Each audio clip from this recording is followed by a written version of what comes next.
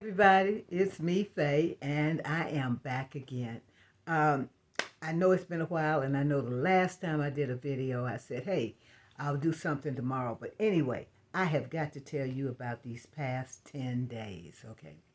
Um, First of all, this is, because I know this stuff stays a long time, this is September of 2022. So I want to kind of keep that timeline so you understand what I'm talking about.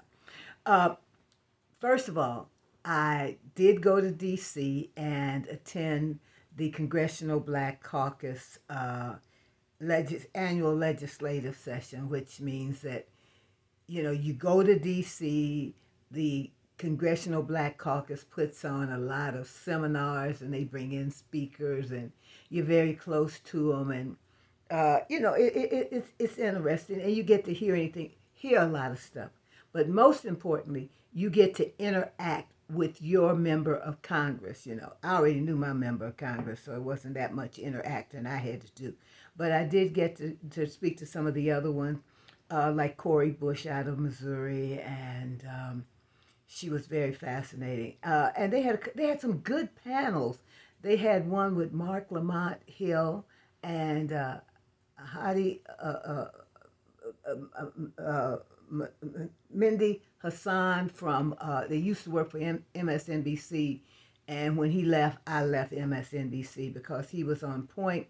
And then they had a couple of the Muslim Congress people on a panel, and it was very enlightening because it was about blacks and Palestine. And what a lot of people don't know is that black people have been in support of Palestine since Malcolm, since in fact before Malcolm, since the day that they divided and made Israel, and I think it was 47 or whatever. So anyway, they had that, and they had a prayer breakfast, and Bishop Morton spoke at that. People are very inspiring. And I think one of our problems is that we do not interact with our members of Congress and our two, because everybody has two elected U.S. senators. We don't make them aware of what we want, what we need within our communities. And that's also true for our local elected officials. But I had a good time. I also realized I'm getting old because these young kids, they had the Sojourner Truth reception, and it was nice. But I was expecting something different. But they had what's the name? MC Light was the disc jockey, and it was good. It was really good. It was good. I couldn't deal with the thumping music and all of that. But the people there were good, and the young people there were about something. That's the most important thing.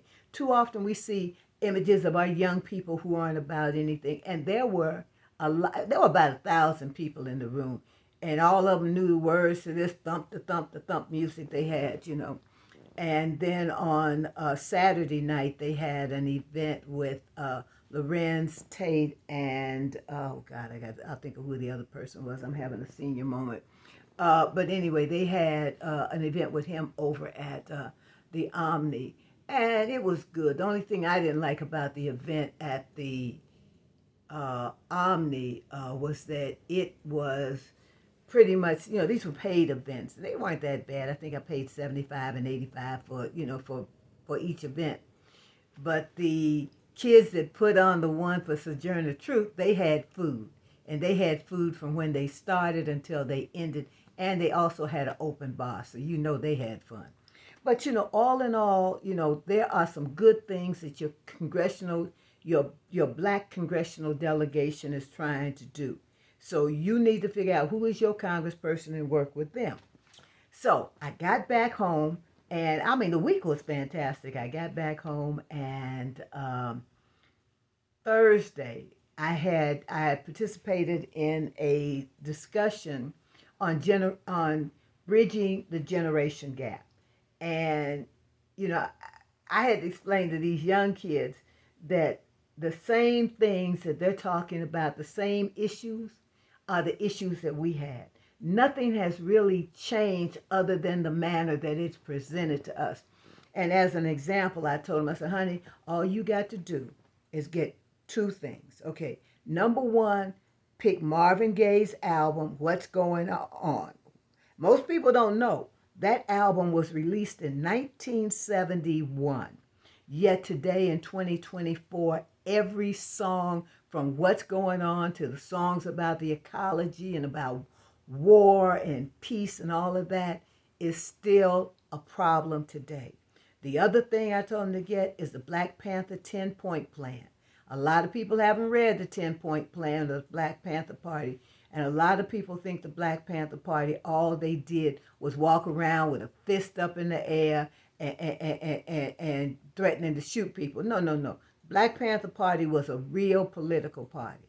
In fact, when people ask me, I say the only two political parties within the last 70 years that were effective for black people and had the best interests of black people at heart without any compromise was the Mississippi Freedom Party, which was Fannie Lou Hamer's party, and the Black Panther Party. The Black Panther Party was a political party. They put Ronald Dellums in Congress out of Oakland. And one thing you can thank the Black Panther Party for is the free breakfast and lunch program that children get, because the Black Panther Party was the first group to feed children on a national level and to recognize the correlation between hunger and the ability to learn. I also told them that they need to listen to, and you're going to think this is a little bit off case, but they need to listen to Bob Dylan when he does two songs, Blowing in the Wind, and the other one is The Times They Are Changing, which Jennifer Hudson sung at a protest rally a couple of years ago. So, times really haven't changed. And I want all the people my age to understand, these young kids, they face the same challenges that we faced. It's just in a different thing. But now I got to tell you the most important part. This was the fun part, and I didn't know how I got invited or whatever. But I think it was Tuesday or Wednesday in my email, they popped up this thing and said, Kamala Harris was coming to town, and if I wanted to attend, I had to fill out this thing, because you have to fill out, it's not like the old days where you just showed up and whatever. If it's 10,000 people there, all of y'all are invited. It may be 20,000 people and the first 10,000 get in. But anyway, this thing popped up and said, if you want to see Kamala Harris, she's coming to, fill this out. So I filled it out. Well, a few days later, I got this thing and it said, here's your link to the Zoom with her and Oprah Winfrey. So I said, oh yeah, that's fine, good. So I, went on the Zoom and I was like, gee, gosh, I'm blessed. So most of you who know me know I am a late night person.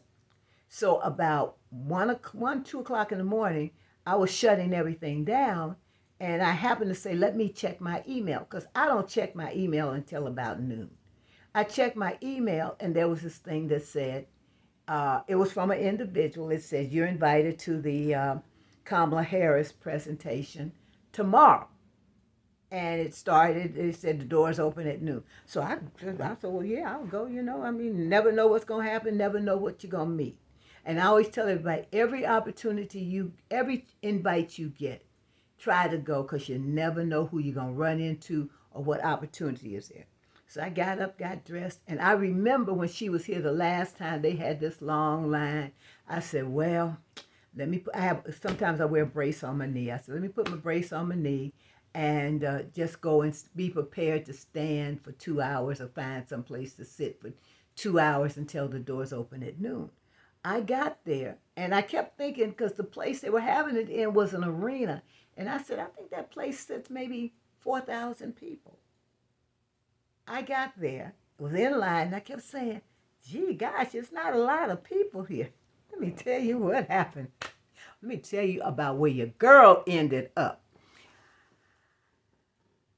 When they opened the doors, they checked everybody. And then when I got to the door, they were telling people, you sit there, you sit there.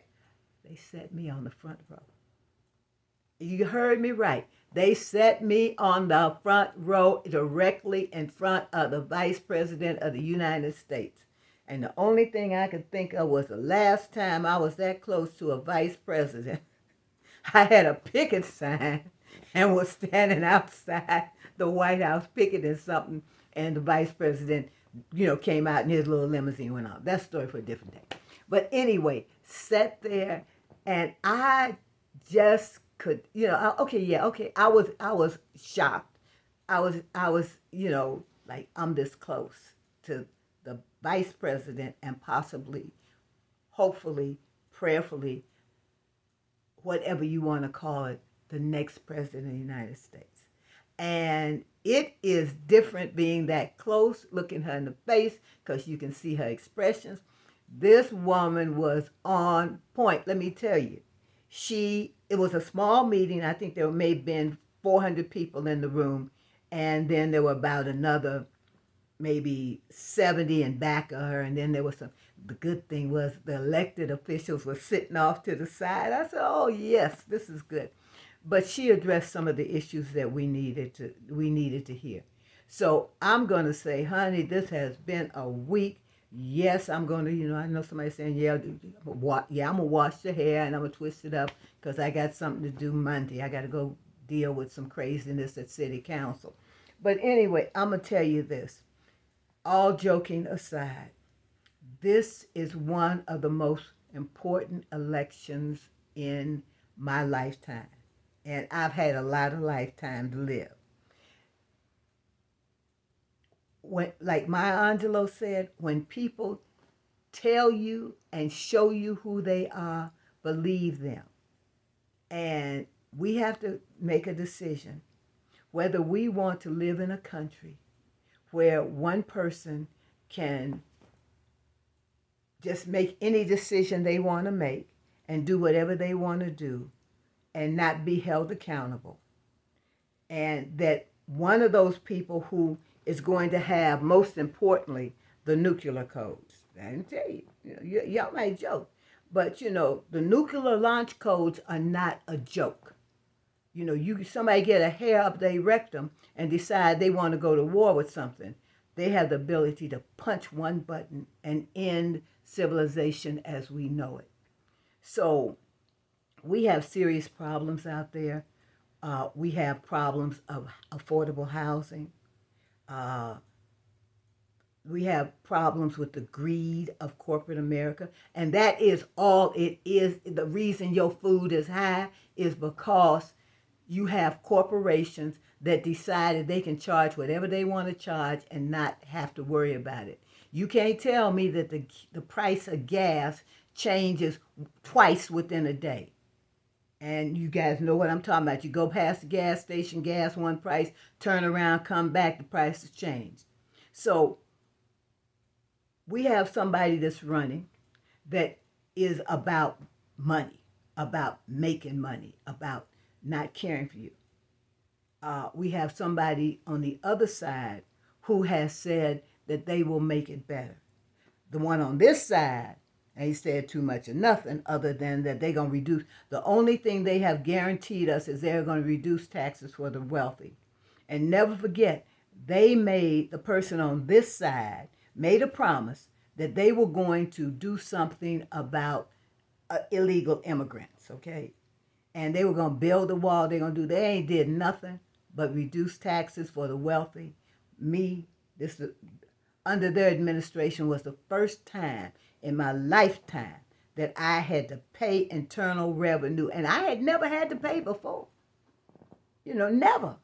And so, and I didn't make that much money, more money than I made the year before. But anyway, story for another day. So, I encourage you to vote. I encourage you to go to the polls early.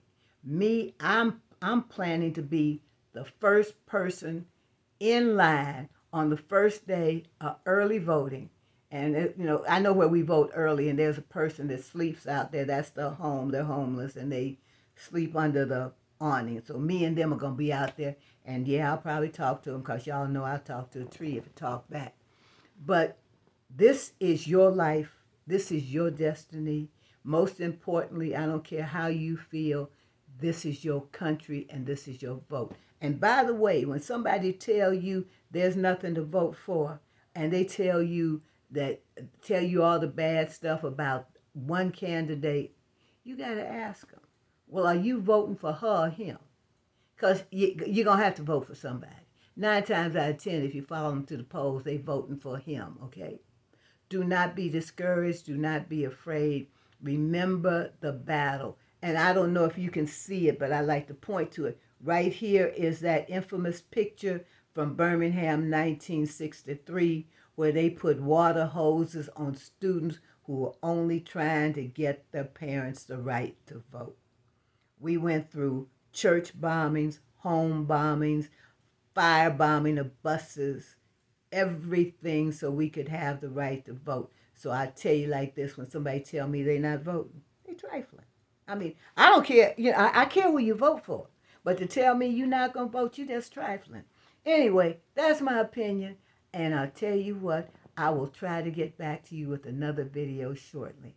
You guys have a blessed and fulfilling day. And remember what we said back in the 60s. Seize the time, seize the power. Power to the people. It is in your hands, and it is your destiny and the destiny of your children. Live your life to the fullest. Have a blessed and fulfilling day.